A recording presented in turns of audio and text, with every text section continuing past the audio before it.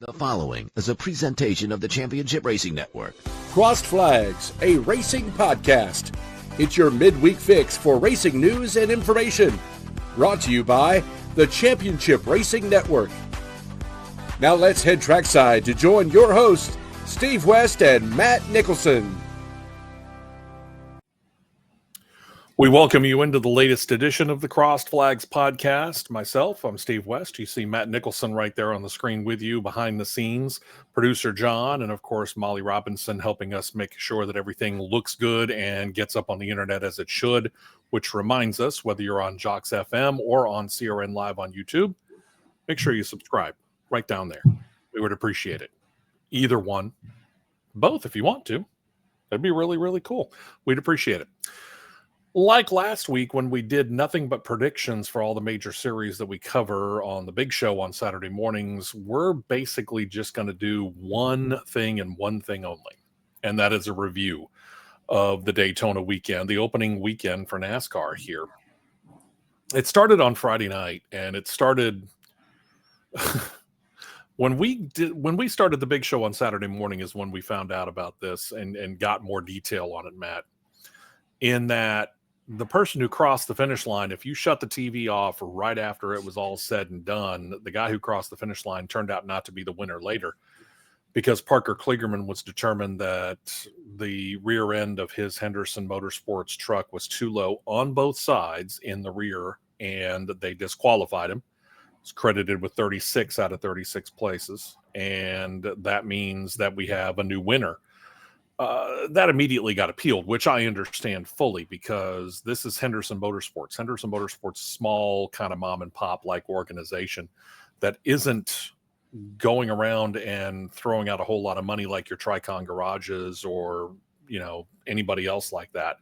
Right. They put a lot of effort and a lot of money and a lot of time into this Daytona entry. And you know, they're part-time, correct? Am I right about that? Okay, that's what I was thinking. And considering this is part-time and the amount of effort that they put into this situation, pardon me as I play with cords, it's really, really difficult for them to go out and say, hey, this is such a great thing for us to just not worry about it and go whatever, and we'll move on to the next thing. Right. No, this is Daytona. This is them. You know, this is small mom and pop teams going out there and doing everything that they possibly can for the biggest race of the year, really, that NASCAR puts on. Yeah, all they basically run is they run part-time, they run super speedways, and then they'll run a course here or there. But, you know, they're and I've said this, it seems like 1.5 billion times, when there is a disqualification of some sort that happens, and however it does, there needs to be transparency on exactly what the infraction is called for. Yeah. Because there is a myriad of things that could happen that would cause something to be low, cause the minimum ride heights to be even lower. Whether it's a shock that bleeds off inadvertently, whether it's a spring that settles, or if the way the bump draft and everything works and how they push everybody, could it be that he took too much of a square of a hit and it knocked something out of line? Be transparent. Yeah, exactly. Tell us exactly what caused it to happen. And if it's something that the team had really little to no control over, like you mentioned, getting hit really hard in the rear end, why is he being penalized for it? It's not something that he himself had any control over. So, you know, unfortunately, and that's not the only penalty, but we'll get back to it. We're recording this podcast on a Wednesday evening. And what we know is that they're going to hear the appeal on this on Thursday. We'll have all the details. I'll be real honest with you. I'm not expecting big things out of this because how many times have we seen appeals be successful within the NASCAR ranks? It's not as often as we'd like. So I don't have a really good feeling about this, but at the same time, who knows? Maybe it'll happen. And again, we'll have all the details on the big show coming up Saturday morning, 9 a.m. Eastern, 8 a.m. Central start time.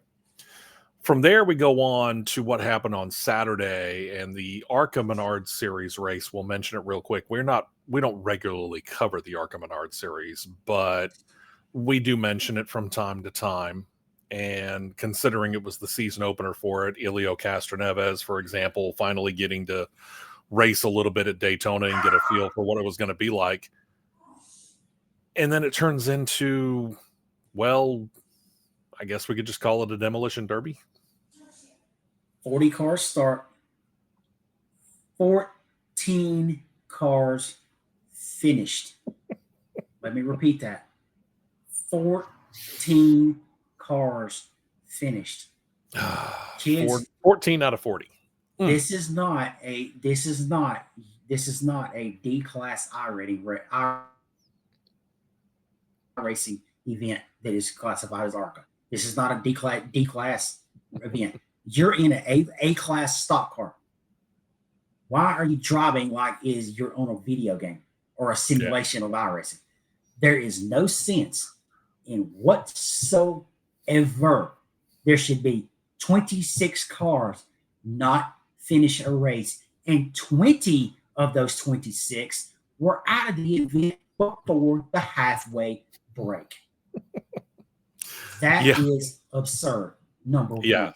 Number two, there should be a literacy test and a litmus test for anybody that stands on top of a spotter stand at a super speedway race, ARCA included, because I felt really sorry for Elio crossing the line, getting the checkered flag, and the spotter of the car that basically pile drove him didn't get the checkered flag call.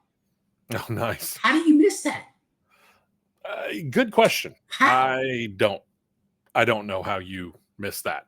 That's inexplicable. Yeah, I mean, of all the people around there, I get it. The driver needs to be aware, but the spotter needs to be aware not only of what's happening on the track with the cars that he's looking at, but the other cars and all of the other situations, such as what flag or flags are being displayed. Gotta be. That's your job. That's your job. That's your job, is to be that observant about that many things. Yikes. We'll get back to Elio Castroneves. Xfinity Series race. You know, we start working our way up the levels here. If you want to compare it to a stick and ball sport, ARCA Menard Series is like the A level of baseball. Then you get to the AA level, which is the Craftsman Truck Series. AAA level is the Xfinity Series. But when you looked at that race on Saturday afternoon into the evening time, did you feel like these guys were AAAs getting ready to go into the major leagues of the Cup Series? It felt more like a AA. It honestly felt more like a AA. Trucks felt more like a single A. And ARCA felt more like Little League. I mean, there was ARCA was inexplicable. I'm sorry. That was inexplicable. Yeah, I agree. Xfinity could have been better, but overall, Xfinity may have been the better race of the weekend for me. Okay.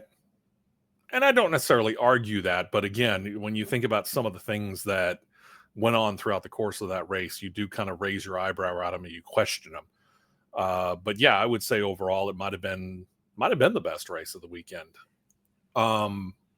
What's your takeaway here as we leave Daytona? I mean, I guess the best question here is, we got 5 more races under these rules coming for the Cup Series anyway. We got to go to Atlanta this weekend where all 3 series are running. We've got Talladega coming up where both Xfinity and the trucks will be later on this year. What can they take away from Daytona? And we'll throw in Atlanta this weekend that they might be able to use for the rest of the year. Are these 2 races so much outliers from the rest of all the other races except for Talladega that you don't really know what they can take away from it? It's really hard to say what you can take away. Well, I know what I can say take away is that we got to get some consistent officiating across the board. Yeah. That's very true. There's got to be a better system and a better efficiency of officiating because there were completely differently officiated outcomes for identical scenarios. Agreed. That one. Yep. Completely different ways. And we'll kind of detail part of what we're talking about, because if you go back to the dual races, for example, and how the second dual race ended versus how the Cup Series race ended, there's not a whole lot of difference in the way that it happened. So if we move on to Sunday and we look at what happened on Sunday with the Cup Series, 41 cars, first time since they dropped the field down from 43 to 40. And then they came out with this OEP, which guaranteed Elio Castroneves that start that he got. So we finally get to this point where we have 41 cars getting ready to begin. We drop the green flag 9 laps later. You're throwing a red flag because we got a rain delay. And they're like 3.5 hours. They try and go back, and then you're sitting basically to the point where our time here, Central Time, the race starts a little bit after 1 o'clock Central Time, and it doesn't get done. We don't see the checkered flag until just short of 9 o'clock Sunday evening. Right. And that's a really long time. And the final TV ratings are in, and they're actually not bad. We'll get to them here in a minute. But when we think about the end of that race, and we look at what happened, and this is not surprising that you have a wreck on the final lap of a race at a Talladega or a Daytona. It's going to happen 9 times out of 10. It seems like you're going to get a wreck because they're all shooting for that checkered flag, and they're trying to get the best position that they can get. But for me, you're talking about Daytona, a 2.5 mile track. Talladega is a little longer at 2.66 miles. When you have a wreck that happens on the last lap, for me, it depends on where on the track that crash happens. In this case, we're talking about crashes that happen going down the backstretch into turn 3 or through turns 3 and 4, as the case may be. And yet one of those, during the duel on Thursday night a week ago, they throw a caution flag before they hit the start-finish line. But yet on the Daytona 500, when we get a wreck that happens as you're getting ready to go into turn 3, they don't throw the caution flag and let it go to the checkers? Dual race cars are probably 200 feet from the line. 200, let's call it 200 feet. Okay. Friday, you have not a one phase, but a two phase accident. First part of it happens entry to 3. Second part of it happens in the middle of 3 and 4. You throw the caution when the leaders hit the short chute coming into the trial.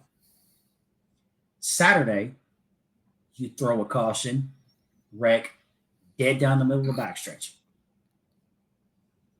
Sunday, you have a wreck going down the backstretch again, in the backstretch into turn 3 that is bigger than the Xfinity crash. Yep. But you let them race to the line, and then once the leaders hit the line, you throw the caution. Which last I checked, when the checkers fall, everybody goes. Yeah, everybody backs off. Okay, and makes no sense. Go ahead, throw the caution. I don't care. Whatever you got to do to make sure that they slow down. But let's have some consistency here, especially at a track that's as big as a Daytona and a Talladega. Again, 2.5 miles or bigger. If that crash happens within, I'll say turns 1 and 2 at either Daytona or Talladega, fine. Throw the caution. Throw the caution before they hit the, come to the checkered flag. That's fine. Because you want to make sure that they are slowed down well enough to where they can easily avoid and get through all the carnage that's up there from the wreck. I get that. But you can't sit there and tell me that these ladies and gentlemen, depending on which series you're talking about, can't figure out, I need to back off by the time I get around to the backstretch from a wreck that's happened as I'm getting ready to go into turn 3. You can't tell me that these guys don't know, hey, checkered flag, back off the accelerator. There's a wreck over there. I'll make sure that I'm slow enough to be able to navigate through it properly. And yet Elton Sawyer, and then Elton Sawyer comes out and goes on Sirius XM satellite radio and tries to explain it and says, well, we want to make sure, we want to do our level best to have our races, especially the Daytona 500, end under green. Okay. Explain all the other ones where they didn't. Because it doesn't explain that. All you did was basically say what you thought we all wanted to hear. Yeah, because we would love to see a race end under green flag conditions. Why didn't the other ones end under green? I didn't want to have a migraine at 8:38 at night when we're recording this. I get it, but at the same time, that's what we're left with from what we have been seeing, what you just said. The lack of consistency when it comes to the officiating. And sure, we've heard about it when it came to the NFL. We've heard about it from Major League Baseball. We hear it from all of the stick and ball sports and truth be told, most of the motorsports. Mm-hmm. But I don't seem to remember this when we had one guy effectively being in control of that all weekend long. Remember the days of David Hoots? David Hoots is somewhere in his home in North Carolina laughing hysterically. I get it. We've got a director of racing for the Truck Series. We got a director of racing for the Xfinity Series. We got a director of racing for the Cup Series. The problem is that they are all vastly inconsistent when it comes to how they are doing those calls. We need to have one person making that call all weekend long to make it consistent. Yep. It's amazingly sad that we have this much variation in this. It doesn't make any sense to me in any way, shape, or form. It looks like we lost the camera for Matt here. He's been having some internet problems, so I will let you know about that. So we hope to get him back here momentarily. There he is. Okay. So we've dealt with that. There is a penalty also that we just found out about today. And this is not a disqualification penalty, but this hits the car that finished, if I remember right, 4th in the Daytona 500, and that's the number 19 of Chase Briscoe at Joe Gibbs Racing. He just got smacked with a 100-point penalty and a $100,000 fine, and his crew chief is suspended, correct me if I'm wrong, for 4 races? Yep, and I've got a catastrophically gigantic atomic size problem with this. It was because they felt like he did an unapproved adjustment to the rear wing, right? The rear spoiler. The spoiler. Okay, one, when that car rolled through tech on Wednesday before qualifying in the first practice, there are multiple chances, multiple times that car's going to go through tech, checking everything at Daytona. I've seen it out of my eyes. Oh, yeah. Can we get a logical explanation as to how, and that Hawkeye system checks everything down to the 10 thousandths of an inch. Yep, it does. I said that right.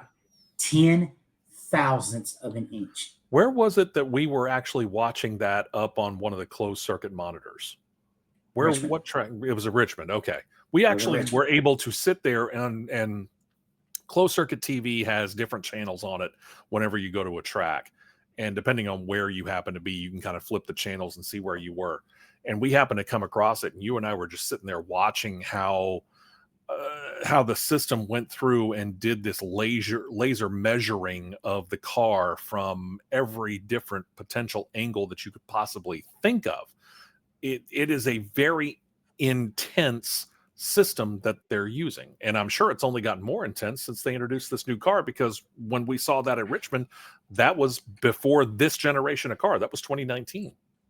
Yeah. And how can you tell me that they can modify a spoiler to a point that between the time that car is teched to the time that car is in race trim and it's finished? And we all know how, at any given point, how there are sets of eyes from officials on each given car. Sure. I want to know what was modified, how it was modified, and how it give a respective advantage to that car. Oh, wouldn't we all like to know that? Because how in the world does that get overseen when we know how the technical system, how the tech system works, and how it's looked at? Mm-hmm. How did that get missed? And they only find it, and they only release it today. Yeah, I've got a hard time with this. 0 cents. 1, 2. Yeah, it's going to be. It ain't even one weekend in the 38 weekends. It's week 2 of 38 weekends of a year that run. It's going to be a long year, boys and girls. Yeah, this was a definite stumble out of the gates for NASCAR. This was not the best weekend that they could have had, considering the fact that this is your biggest weekend of the year. This was not a good sign, even though President Donald Trump showed up. And this was one of those things. Yeah. Go ahead. And the last thing I would want to point out over the weekend is this: have we not figured out yet what causes these race cars to get so airborne so easily? My 11-year-old nephew has enough common sense that they could sit here and say, oh, the reason that car is getting upside down like it's doing is because it's completely sealed off in the bottom. Yeah, exactly. Ryan Preece said it perfectly. He did. These cars, when they get sideways, you're basically taking a piece of plywood and throwing it into a hurricane. Yeah. And he threw the warning shot that I think NASCAR really needs to pay very, very close attention to, because and I'm afraid it's going to fall on deaf ears. We've been able to tout that. I mean, you think about it, we're recording this on February the 19th. It was 24 years ago yesterday, as we record this particular podcast, that we lost Dale Earnhardt in that Daytona 500. But NASCAR has been very quick to tout the fact that the cars are safe enough now to where we haven't lost anybody ever since then. But if you look, we have come dangerously close. You think about the wreck that Ryan Newman had. What was that, in the 2021 or 2020? The 2020 Daytona 500. You think about Ryan Preece. He's on his roof at Daytona. And a year and a half ago in the summer race of 2023, that was when he flipped, and you and I counted it, and we counted 14, I believe it was, times that he rolled that car over. I don't care what NASCAR says. We sat there and did replay after replay, and we kept counting, and we kept counting, and we kept coming up with the same number. And it was more than what NASCAR said. Yeah. And things like that need to be a warning to them. And Ryan Preece said it. If we keep this up, we are going to lose a driver. Granted that the halo in the greenhouse area is stronger than it's ever been. Yes. And that's great. Yeah. But there is such thing as a part failure. Mm-hmm. Yep. When you're because the fastest lap of the race was turned at a 45.16, which equates to 199.7 miles per hour. Yep. Michael McDowell. Okay. Parts fail. Things happen. But if somebody that is within the technology department, John Probst, Eric Jacuzzi, and the other ones that are within this development process, pull your heads out of the sand and listen to the people that actually strap in the 5-point harness and put their foot behind the throttle. Yeah. Listen, because this super safe, best car we've ever had has gotten airborne way more times than the Gen 6 or even Gen 5 ever did. I would agree. Too many. Yeah. I'll be honest with you. I don't remember the car of tomorrow, as reviled as that thing was. I don't remember the car of tomorrow getting airborne that much. I can recall 2 flips. Wow, 2. I recall one at Atlanta, and I recall one at Talladega. I can recall 2. Think about that for a couple of minutes, would you? And we've been dealing with this car for a heck of a lot less time than that car tomorrow was. Let me rephrase that. 2 unassisted flips. There you go. Let's call it that. Yeah. There you go. Yeah, I could deal with that. Yeah, they're going to have to figure it out. You know, Ryan Preece has given the warning, and he's not the only one that's kind of shouting this out. There are a lot of other drivers that are worried about the safety of this and trying to figure it out. And when you look at it, if you compare, find a picture of a current generation car, Gen 7 NASCAR Cup Series car, and then go find an old Matchbox car and compare the bottom. Looks pretty similar. A stock car should not resemble and look like a 737 getting ready to launch off from an airport. No, it should I've not. never seen a stock car get nose up and basically float for probably a good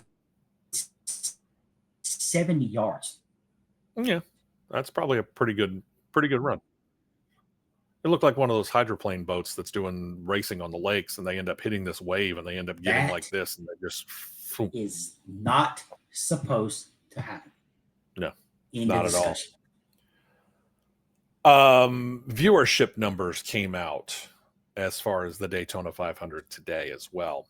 And the Daytona 500 is the biggest motorsport event here in the United States of America, bar none. The amount of people that watch the Daytona 500 is more than watch any other race and any other series here in the United States of America. Heck, you and I went through that situation in very big detail with a chart that we did on the big show. What was that, 2-3 weeks ago now? Yeah.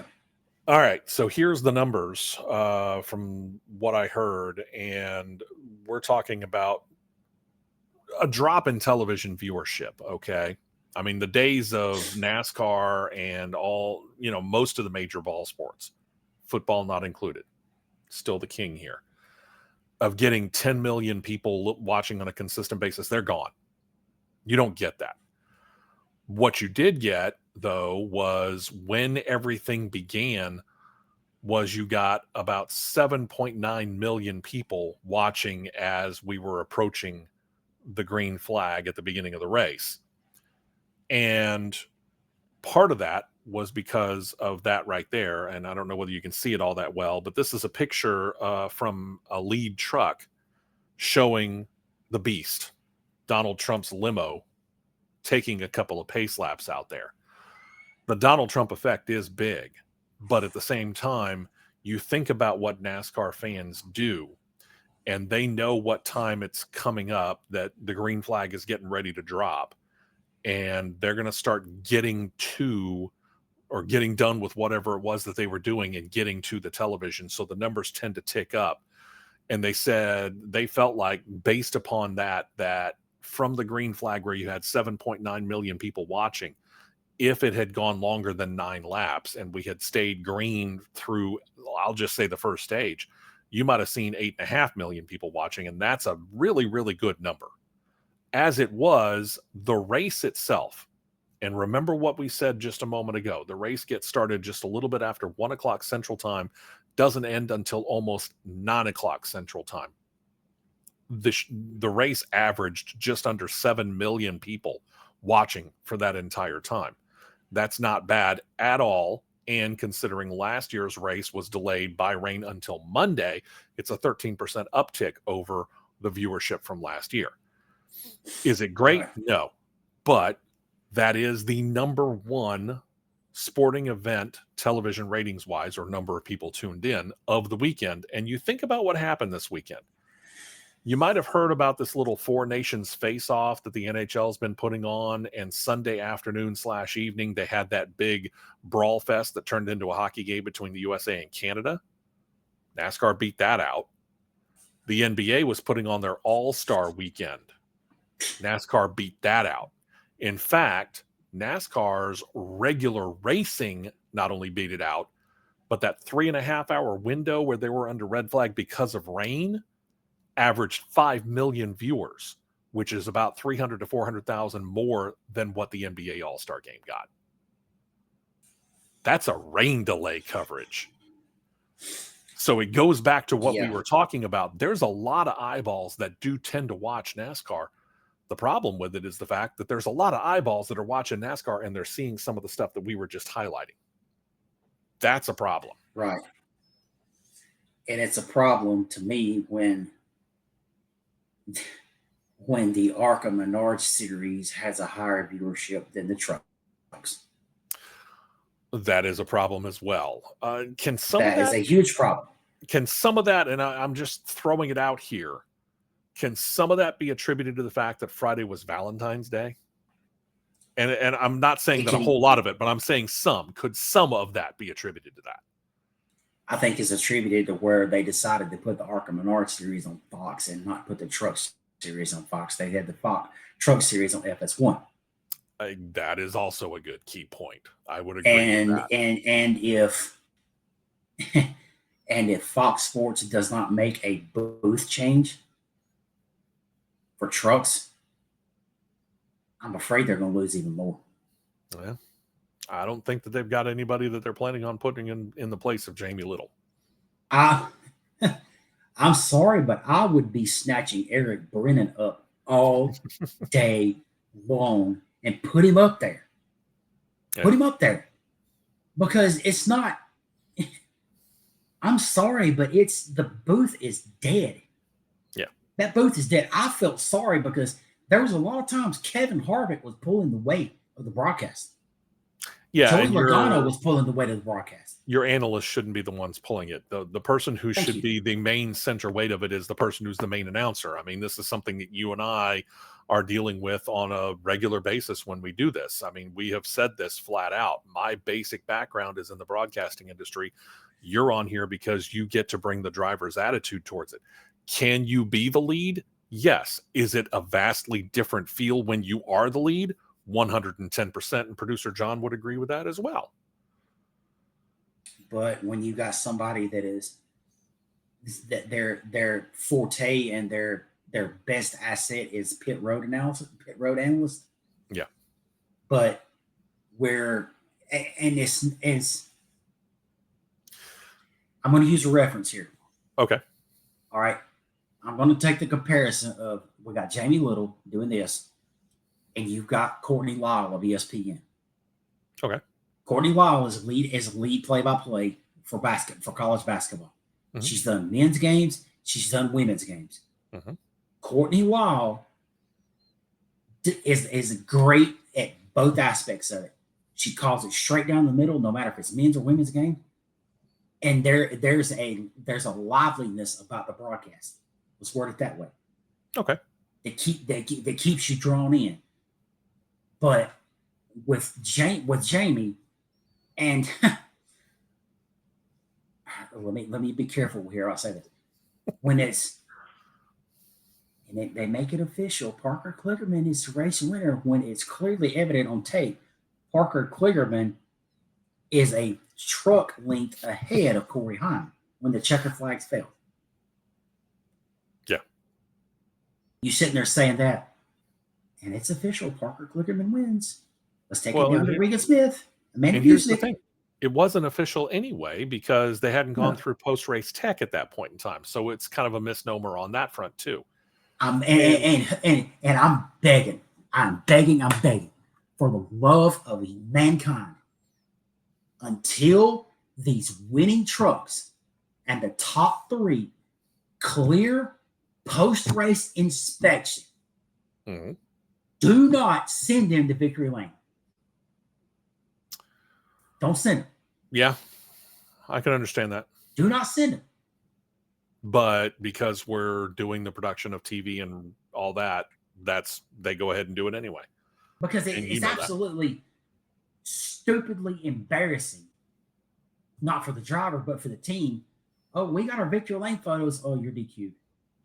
Wow. Well, and truth be told, it's embarrassing for Fox or this year Amazon Prime, CW, Warner Brothers Discovery, NBC, whoever it is that's airing whatever race that it is, as we cover all of them, or MRN and PRN for that matter, to go out there and tout that it is Parker Kligerman who won the race and then have to go back later and go, oh, by the way, we just found out. You know, it's not necessarily egg on their face, but they don't want to have to report it. And the reason they don't want to have to report it is because they want to have everybody feeling the exact same way, in that we know who the winner was, once everything got official and NASCAR cleared it and everything and said, okay, this is the official results based upon the videotape and everything works. They don't want to have to go back and correct it. Nobody wants to go back and correct it because, we found out later this car didn't pass this and therefore they've been disqualified. Nobody wants to deal with that. There's some dirt racing series that they don't let victory lane pictures be taken until the car passes 10.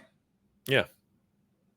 If you can do it on grassroots level, you can do it on a national level. You should be able to do it fast enough. I agree. You should be able to do it fast enough. John, real quick, before we get to our final thing here, John says that he found a picture of the limo on the track. If you can get the chance to put that up, I got to give Fox a lot of credit for going ahead and doing this. And I thought about this because when I think about this whole situation, when it comes to being the driver of the limo, if you're the driver of that limo, don't you want to take that thing up onto the high banks? It'd be nice. It would have been a lot of fun, but I'll give Fox a lot of credit. They were able to get clearance to get a pickup truck or a vehicle out in front of the beast and have a shot from head on, which was a really, really cool shot of seeing that big old humongous limo on there. And then Fox goes out and finds out as much stats as they can possibly find out about the beast. Now, you and I have been on the track at Daytona or on Talladega, which is 33-degree banking. Daytona's 31-degree banking. Still really, really steep. Same difference. And when you stop and think about the fact that you've got a vehicle going at pace speed, which is what, 60 miles an hour around Daytona? 70. 70? Okay. At 70 miles an hour, you and I both know what we had to do at Talladega to be able to make sure that our cars stayed up on the banking. We had to counter steer to the right, even though you're technically going to the left. There's a difference, though, between a stock car or a road-going car like yours or mine. Stock cars, 3,500 pounds, 3,600 pounds.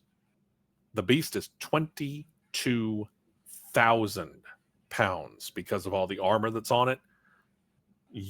I can't even calculate how fast that thing would need to go to be able to keep it up on the banking. There's a reason why he ended up going around the turns 1 and 2 and 3 and 4 on the apron. Well, they put it in the trial for one lap, but that's 18 degrees. That's 18. It would rip the asphalt off. At 22,000 pounds trying to run at a decent speed to stay up, it would rip the asphalt off. Yeah. So it's but yeah, I can only imagine how the driver said, yeah, I'd really like to be up there. And Donald Trump probably would have liked to have been up there too. If I'm the president of the United States, knowing what he just did in 2 weeks, he went at the Super Bowl, left at about halftime, went to the Daytona 500, got a few pace laps around and left shortly thereafter. But he got the chance to go down pit road, meet with many of the drivers, even if it was just shaking their hand. Met with people like Richard Petty, too. And then took off and went down to Palm Beach for the rest of the weekend. If I'm the president of the United States, I'm going to all this stuff. I'm going to Daytona. I'm going to the Super Bowl. I'm going to the World Series. It doesn't matter to me whether or not a team that I care about is playing. I'm going to the college football championship game. I'm going to the NBA championship games. I'm going to all this stuff. And here's the reason why. You need to put yourself out there, and you need to kind of at least exude being kind of a person, a president of the people who's willing to go and do that kind of stuff. That's what you're there trying to do. It's not always burying your nose into something that's going on in the Oval Office. You need to be able to go out there and actually play around at places like a Daytona and a Talladega. And in some ways, it's kind of a political thing too. I do it all every single year. Every single year. Yeah, I could see the 757 landing in Anniston and then Marine One launching from Anniston over to Talladega. I could see that happening. Come on. You're more than welcome at Talladega. I can guarantee you. If you remember the old phrase of "Let's go, Brandon," where do you think that began? It began at Talladega. Right on the front stretch feeds. Bingo. All right, folks. We're going to go ahead and wrap things up. Saturday morning, we'll have more information on both of the penalties that NASCAR threw down to Parker Kligerman. Again, the appeal is tomorrow. We'll have the details on Saturday. I get the funny feeling Joe Gibbs Racing is going to do their level best to appeal this penalty up against Chase Briscoe, because, again, that's 100 points and $100,000 and a 4-race suspension for the crew chief. So I imagine they're going to appeal that. When they'll hear it, I don't know. Plus, Matt and I are going to get ready and head on over to Atlanta, so we'll be able to watch some of the racing in person from Atlanta Motor Speedway this weekend. So lots of stuff going on this weekend. Hope you join us. Big show Saturday morning, 9 a.m. Eastern, 8 a.m. Central Time on CRN Live on YouTube. Join us then. And until then, have a great rest of the week. Stay warm, because we got a big time cold front in and around the area. And we'll talk to you Saturday morning with the big show, CRN and Crossed Flags, of course, next Wednesday too. We'll talk to you then.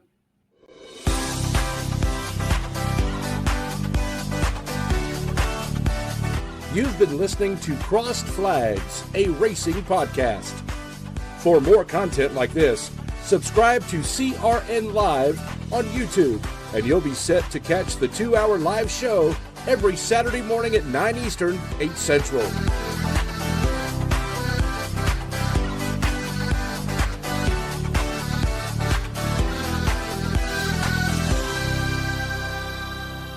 This has been a presentation of the Championship Racing Network.